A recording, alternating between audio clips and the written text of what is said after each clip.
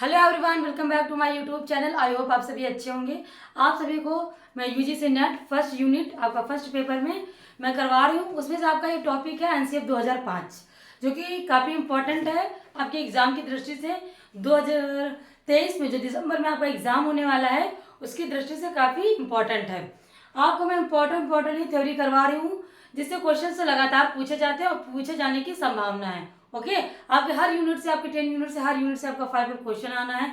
उनमें भी कुछ यूनिट्स के कुछ चैप्टर काफ़ी इंपॉर्टेंट है, जिससे ज़्यादा क्वेश्चन पूछे थे। ये आपका है एनसीएफ 2005। ओके, एनसीएफ राष्ट्रीय पाठचर्या रूपरेखा इसको बोलते हैं हिंदी में। एनसीएफ की फुल फॉर्म है नेशनल करिकुलम फ्रेमवर्क। ओके, राष्ट्रीय पाठचर्या रूपरेखा ये क्या है, इसकी स्थापना कब हुई, ऐसे क्वेश्चन काफ़ी पुटअप किए जाते हैं। इसकी स्थापना कब हुई, तो इसकी स्थापना कौन करता है? एनसीईआरटी ने वर्ष 1975 में 1975 में एनसीएफ की स्थापना की थी। ये देख लीजिए, काफी इंपॉर्टेंट है, कभी कभी पूछ लेता है एनसीईआरटी और एनसीएफ क्या है, एनसीएफ की स्थापना, एससीईआरटी की स्थापना वर्ष जरूर पूछ लेता है मैचिंग वर्ड में आपका। तो एनसीईआरटी ने वर्ष 1975 में एनसीएफ की स्थापना की थी। वर्ष 1976 में शिक्षा को समवर्ती सूची में सम्मिलित किया गया था। ये जीके जीएस की दृष्टि से भी क्वेश्चन काफी इंपॉर्टेंट है। समवर्ती सूची को शिक्षा में कब सम्मिलित किया था, कौन सा सन था? 1976। कौन सा था? 1976। एनसीएफ 2005 भारत का चौथा एनसीएफ है। जो एनसीएफ है आपका, ये 2005 है, ये आपका चौथा है। इससे पहले कितने एनसीएफ आ चुके हैं अगर ये चौथा है तो? इससे पहले 1975 में आपका एनसीएफ आया था। इससे पहले आपका 1988 में एनसीएफ आया था। इसके बाद आया था 2000 में आपका एनसीएफ आ चुका है। और जो अब आया था हाल ही का, ये एनसीएफ था 2005 का। ओके, ये एनसीएफ है क्या? ये एनसीएफ है क्या? राष्ट्रीय पाठचर्या रूपरेखा है क्या? इसके क्या योगदान है शिक्षा में? तो पहले इसके हम सिद्धांत देख लेते हैं, बाद में इसको मैं स्क्रीन से आपको बताऊंगी। तो एनसीएफ 2005 के मार्गदर्शी सिद्धांत क्या है? 5M मैंने इस पे 4 लिखा है। शिक्षा को स्कूल के बाहर से जोड़ना। शिक्षा ऐसी नहीं होनी चाहिए सिर्फ किताबी ज्ञान तक। किताबी ज्ञान से बढ़कर हमारे व्यवहारिक जीवन में भी जो शिक्षा उपयोगी है, उसके अकॉर्डिंग में शिक्षा दी जानी चाहिए। जीवन को जोड़ना, जीवन से आधारित शिक्षा जोड़ना। बुक्स नॉलेज नहीं है, आपको मॉरल एजुकेशन भी आना चाहिए। समाज में कैसे ढलना है, कैसे एडजस्टमेंट करना है, कैसे अपना जो बोलते हैं इनकम कैसे आधारित करनी चाहिए। तभी तो कहते हैं क्रिया करके सीखने वाली शिक्षा। कुछ ऐसा करे, कुछ देखा है मैकेनिकल चीजें चल गई हैं, तो उनको सीख कर हम अपने लाइफ में भी कुछ काम ऐसा कर सकते हैं, उनसे कुछ अर्निंग कर सकते हैं। ठीक है, ऐसी भी शिक्षा होनी चाहिए। शिक्षा को स्कूल के बाहर से जोड़ना। शिक्षा को रटंत प्रणाली से मुक्त करना। सिर्फ बच्चे को रटवाना नहीं है, उसको कुछ नॉलेज भी होना चाहिए। रटंत प्रणाली से हटाना है। छोटे प्राइमरी स्कूल से लेके आप हायर लेवल तक ये आप जोड़ सकते हैं। ऐसे होते हैं बेसिक जो प्राइमरी स्कूल होते हैं, फर्स्ट से लेके 8th तक, उनमें एनसीएफ काफी इंपॉर्टेंट है। गवर्नमेंट स्कूल में जो भी पढ़ाया जाता है एनसीएफ के अकॉर्डिंग ही पढ़ाया जाता है। शिक्षा को सिर्फ पुस्तकों तक सीमित न रखना, सिर्फ पुस्तकीय ज्ञान तक ही नहीं सीमित रखना है, उनको अदर नॉलेज भी उसको देना है। परीक्षा प्रणाली को लचीला बनाना तथा कक्षा को गतिविधियों से जोड़ना। लचीला ज्यादा डराना धमकाना नहीं है। अगर कोई भी चैप्टर या कुछ पाठ्यक्रम इंपॉर्टेंट नहीं है तो उसको हटा के दूसरा पाठ्यक्रम या चैप्टर भी सम्मिलित करना होता है। और गतिविधियों से, एक्टिविटीज से जोड़ना, एक्टिविटीज भी कराना, ऐसा नहीं सिर्फ पढ़ाना पढ़ाना पढ़ाना पढ़ाना। ओके, आपके 4 सिद्धांत हो गए थे। ये था आपका 5वां लास्ट वाला सिद्धांत, शिक्षा द्वारा प्रजातंत्र एवं राष्ट्रीय हित की भावना की स्थापना करना। शिक्षा ऐसी होनी चाहिए, शिक्षा ऐसी दी जानी चाहिए जिसमें प्रजातंत्र और राष्ट्रीय हित की भावना का विकास होना चाहिए। राष्ट्र के बारे में कुछ लोग बोलते हैं मैं मिलिट्री में जाऊंगा, आगे बन के मैं पुलिस बनूंगा, मैं सिपाही बनूंगा, मैं कमांडर बनूंगा। ये सब चीजें अचीवमेंट करने की उनके अंदर लालसा आ जाती है। ऐसा बनने के लिए हमारे पाठ्यक्रम में देखा होगा आपने, देशभक्त महात्मा गांधी, आपके भगत सिंह हो गए, जवाहरलाल नेहरू हो गए, आपके सुभाष चंद्र बोस हो गए, इन लोगों को पाठ्यक्रम में क्यों सम्मिलित किया गया? इन सब चीज़ों से हम, इनके बारे में हम जाने, उनसे हम अपनी उनकी नैतिक विचारों को जाने, उन्होंने देश के लिए क्या किया है, उससे हमारे अंतर्गत फीलिंग आती है देश के प्रति, उनकी रक्षा करने के लिए, उसके हित के लिए, उसके बारे में अपने कर्तव्यों का निर्वहन करें। ओके, ये आपका हो गया एनसीएफ के कुछ पॉइंट्स। अब मैं बताते हैं एनसीएफ होता क्या है, एनसीएफ के हमारे पाठ्यक्रम में और आपकी शिक्षा में क्या योगदान है।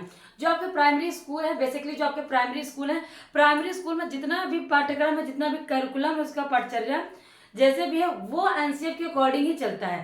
पहले बुक्स थी, बुक्स का लेवल क्या होना चाहिए, बुक्स में चैप्टर कौन कौन से होने चाहिए, किस क्लास से कौन सी बुक्स पढ़ाई जाए, कैसे टीचर होने, ये सब एनसीएफ ही उसका निर्धारण करता है। कब लंच होना चाहिए, कब क्या होना चाहिए, कैसी उनकी एक्टिविटीज़ होनी चाहिए, टीचर्स को कैसे पढ़ाना है, क्या टाइम टेबल होना चाहिए, ये सब एनसीएफ के अकॉर्डिंग उसमें पढ़ाया जाता है।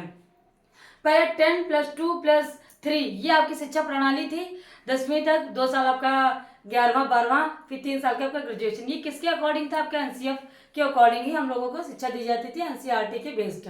ओके, तो एनसीएफ क्या है, कैसे हमारे हमारे जो सिलेबस है हमारा वो क्या है, कैसे हमको पढ़ाया जाना चाहिए, कैसे कैसे उसमें एक्टिविटीज़ करानी चाहिए, ये सब एनसीएफ के अकॉर्डिंग हमको पता चलता है। हमारा पाठ्यक्रम क्या होना चाहिए, पाठ्यक्रम में हमको किस अकॉर्डिंग किस विधि से हमको पढ़ाना चाहिए, जितनी शिक्षण विधियां हैं, और कैसे कैसे पहले एग्जाम्पल देके बच्चों को एक्टिविटीज़ करा के खेल कूद के माध्यम से पढ़ाया जाने से बच्चों को शिक्षा बोझ ना लगे। ऐसे एग्जाम्पल देके और चित्रों के माध्यम से जो हमारा जो सिलेबस होता है ये कौन कंप्लीट कराता है, ये हमारा एनसीएफ ही कंप्लीट करवाता है। आप स्क्रीनशॉट लेते जाइएगा, जो भी लिखा हुआ है जो आपको समझ में आप स्क्रीनशॉट लेते जाइएगा। काफ़ी इजी वे में मैं आपको बता रही हूँ, जो पॉइंट आपके लिए इम्पोर्टेंट है मैं आपको बता दूंगी कि आपके लिए इम्पोर्टेंट है। वैसे तो ये समझाने के लिए है कि एनसीएफ है क्या, उसके रिलेटेड उसके अंतर्गत है क्या। एनसीएफ में करके सीखने पर बल दिया गया है। आपको निरीक्षण विधि अपनाई जाती है एनसीएफ में।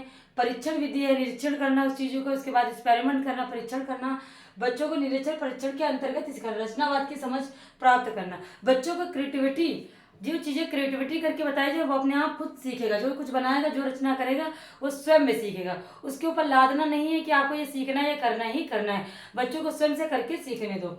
बाल केंद्रित है, इसमें टीचर का ज़्यादा रोल नहीं है, सिर्फ वो उसको गाइड कर सकता है, लेकिन उसमें थोप नहीं सकते कि तुमको ये करना है, ये पढ़ना है। ये बाल केंद्रित है, ये बच्चों के अकॉर्डिंग शिक्षा उसको दिया जाए, बिना बाहर के शिक्षा।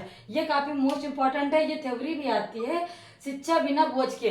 किस एनसीएफ में दिया गया था, एनसीएफ 2005। ओके, ये एनसीएफ 2005 में ये थ्योरी लागू करी थी। किसने बताया था, आपको प्रोफेसर यशपाल ने। जो इंपॉर्टेंट मैंने उसको अंडर इसमें पैराग्राफ के अंदर मैंने कर दिया है। 1997 में प्रोफेसर यशपाल की अध्यक्षता में एनसीएफ 2005 तैयार किया गया था, जिसमें इन्होंने कहा था शिक्षा बिना बोझ के।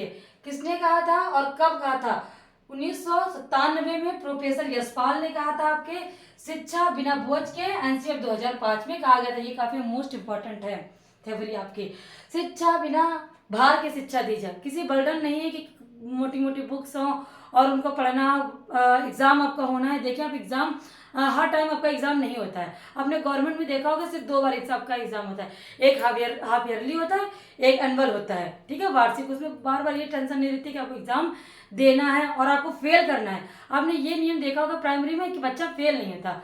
अब उन्होंने क्या किया कि बच्चे को मतलब नकारात्मकता ना है तो उसमें ग्रेड स्टार्ट कर दिया कि A grade, B grade, C grade, D grade. नकारात्मक शिक्षा नहीं करनी, बच्चों को डिमोटिवेट नहीं करना कि आप बिल्कुल नकारे हो, आपका दिमाग नहीं चलता है। उन्होंने ग्रेडिंग प्रणाली कहाँ से स्टार्ट हुई है, एनसीएफ से आपकी ग्रेडिंग प्रणाली स्टार्ट हुई है। एनसीएफ से छोटे क्लासों से लेके बड़े क्लासों तक जितना भी जैसे भी पढ़ाया जाता है, जो सिस्टम रखा गया है वह एनसीएफ के अकॉर्डिंग ही रखा गया है। शिक्षक की भूमिका सुविधादाता, सिर्फ वो सुविधा प्रदान कर सकता है, उसके अकॉर्डिंग शिक्षा नहीं देना है।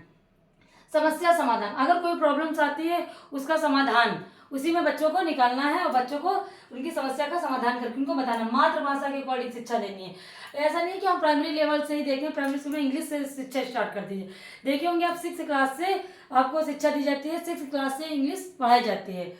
मैंने देखा है 6 क्लास से, हाँ शायद इंग्लिश है। और फर्स्ट क्लास में मातृभाषा इजी लैंग्वेज में काफ़ी इजी प्राइमरी स्कूल की बुक्स हैं और उसमें देखिए हाँ थोड़ा थोड़ा बताया गया, बर्डन काफ़ी नहीं है जैसे कि प्राइवेट स्कूलों में बताया गया है कि इंग्लिश पढ़ना है, काफ़ी बड़े बड़े बर्डन दिए, बड़े काफ़ी मोटी मोटी किताबें हैं, सिलेबस देखा है और उसको जो लैंग्वेज है काफ़ी डिफिकल्ट होती है। लेकिन प्राइमरी लेवल पे आपको हिंदी मीडियम से ही स्टार्ट करना होता है। ओके, उसके बाद आपका 6, 7, 8 में आपको इंग्लिश पढ़नी काफ़ी ईजी होता है। आगे चल के आप त्रिभाषा के यूज़ कर सकते हैं। जब हाई लेवल में जाएंगे तो आप अपना लेवल चुन सकते हैं कि मुझे इंग्लिश मीडियम में जाना है कि किस मीडियम में, हिंदी इंग्लिश कोई भी मीडियम आप ले सकते हैं। ठीक है, ज्ञात से अज्ञात, मूर्त से अमूर्त। बच्चे को पहले जो चीजें पता हो वो उस चीजों के बारे में बताए, बाद में किसी अज्ञात चीज के बारे में आप बता सकते हैं। आपको अगर ठोस चीज के बारे में बताना तो आप लोहे को दिखा सकते हैं, पहले उसको मूर्त उसको दिखाइए उस चीज के बारे में। उसके बाद अमूर्त द्रव्य क्या होता है, जो पिघला हुआ हो, जो दिखाई न दे, आप उस चीज के बारे में बता सकते हैं। ठीक है, ऐसे बच्चों को एनसीएफ में, छोटे बच्चों को ऐसे ही पढ़ाना है। ओके, रविन्द्रनाथ की थ्योरी एनसीएफ आई कहाँ से, किसने? रविन्द्रनाथ के एक निबंध है सभ्यता और प्रगति, उसी से आपका एनसीएफ की थ्योरी ली गई है। ओके, आपका एनसीएफ निम्नलिखित कारकों से संबंधित है। कौन कौन से कारक हैं एनसीएफ के? ये जो जितने भी मैंने पॉइंट बताए हैं ये मोस्ट इंपॉर्टेंट है। यही point as it is point आपके एग्जाम में पूछे जाते हैं। वो तो मैंने इसी वे में आपको एनसीएफ समझाने के लिए बता दिया था। एनसीएफ ऐसे भी पूछा जाता है, घुमा के पूछ दें तो आपको एनसीएफ की समझ में आना चाहिए कि कैसे क्वेश्चन आता है, एनसीएफ के बारे में क्या है। ठीक है, ये आप कारक देख लीजिए एनसीएफ के कि किसी विशेष स्तरीय कक्षा में शिक्षण के सामान्य उद्देश्य, विषयवार अधिगम के उद्देश्य और सामग्री, एनसीएफ पढ़ाई, कोर्स और समय आवंटन एनसीएफ के थ्रू होता है। शिक्षण अधिगम अनुभव एनसीएफ के थ्रू होता है। इसमें कोई वर्ड इतना नहीं डिफिकल्ट हो। अधिगम का मूल्यांकन, जो आपने सीखा है उसका मूल्यांकन किया, जैसे आपका एग्जाम होता है। और शिक्षार्थी की प्रतिक्रिया, क्या उसका रिस्पॉन्स रहा है, कैसा उसको कितना क्या समझ में है, कैसे उसको बताना है। ठीक है, उसको कैसा रहा है, पढ़ने में ठीक था नहीं ठीक था, क्या उसके अंतर्गत कमियां रही। अब ये जान लीजिए पाठ्यक्रम और पाठचर्या क्या होता है, कैरिकुलम और सिलेबस ये क्या है आपका, इसमें क्या मेन डिफरेंट होता है। तो पाठ्यक्रम देखिए एक लिमिटेड चीज है, एक सीमित है। पाठचर्या आपका ये ब्रॉड है। ठीक है, ये विस्तृत चीज है। पाठ्यक्रम आपका निश्चित होता है। पाठचर्या किस पाठचर्या से आपको पढ़ाना है। पाठ्यक्रम में आपका सिलेबस दिया होता है। ओके, पाठ्यक्रम को अलग अलग टीचर्स, सब्जेक्ट को अलग अलग टीचर्स पढ़ाते हैं, लेकिन पाठचर्या क्या टाइम टेबल होना चाहिए, किस किस टाइम में आपको पढ़ाना है, ये अलग अलग होती है। ठीक है, पाठ्यक्रम तो एक ही हो सकता है, हर मतलब क्लासेस में अलग अलग हो सकता है, लेकिन उसका टाइम टेबल वो चेंज होता है। कैसा टीचर्स पढ़ाता है, कौन पढ़ाता है, कितने अच्छे से पढ़ाता है, ये आपके पाठचर्या के अंतर्गत हो जाता है। ठीक है, आपका ये होगा पूरा एनसीएफ। नेट में आपका जो जेआरएफ में जितना कुछ पूछा जाता है, जो भी पॉइंट है मैंने आपको वो क्लीन करके बता दिया। ओके, फिर नेक्स्ट टॉपिक नेक्स्ट वीडियो में आपको मिलते हैं और स्पेलिंग के साथ उसको पढ़ाएंगे। और अगर आपको ये वीडियो अच्छी लगी तो प्लीज़ लाइक कर चैनल को सब्सक्राइब करिएगा।